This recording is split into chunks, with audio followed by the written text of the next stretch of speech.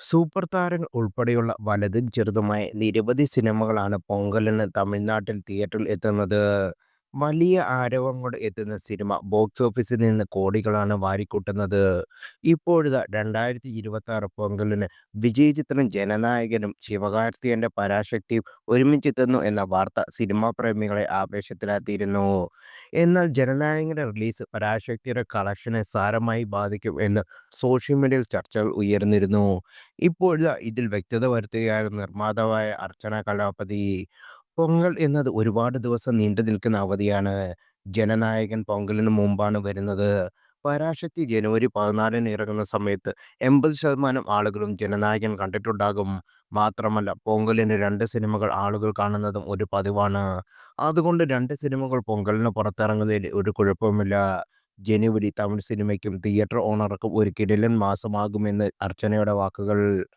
ജനനായകൻ ജനുവരി 9-നും പരാശക്തി 14-നുമാണ് release പ്രഖ്യാപിച്ചിരിക്കുന്നത്. വിനോദ് സംവിധാനം ചെയ്യുന്ന ചിത്രം ഒരു പൊളിറ്റിക്കൽ കൊമേഴ്സ്യൽ എന്റർടൈനറായിട്ടാണ് ജനനായകൻ ഒരുങ്ങുന്നത്. ഇതിനോടകം പുറത്തുവിടുന്ന സിനിമയുടെ പോസ്റ്ററുകളും ടീസറും വലിയ വരവേൽപ്പാണ് ലഭിച്ചത്.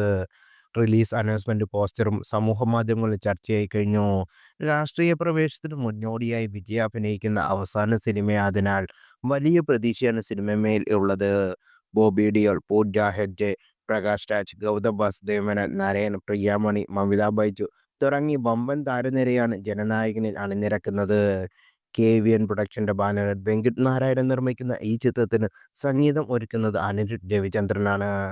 സുധാ കൊങ്കര സംവിധാനം ചെയ്യുന്ന പരാശക്തി ശിവകാർത്തികേയന്റെ കരിയറിൽ ഏറ്റവും ചിലവേറിയ സിനിമയായിട്ടാണ് പരാശക്തി ഒരുങ്ങുന്നത്. രവിമോഹനും അഥർവയും ശ്രീലീലയും സിനിമയിൽ പ്രധാന വേഷത്തിൽ എത്തുന്നുണ്ട്. GV പ്രകാശ് കുമാറാണ് സിനിമയുടെ സംഗീത സംവിധാനം. അമരന് ശേഷം GV പ്രകാശ് കുമാറും ശിവകാർത്തികേയനും ഒന്നിക്കുന്ന സിനിമയാണ്. 150 കോടി മുതൽ മുടക്കിലാണ് സിനിമ ഒരുങ്ങിയിരിക്കുന്നത് എന്നാണ് റിപ്പോർട്ടുകൾ പറയുന്നത്.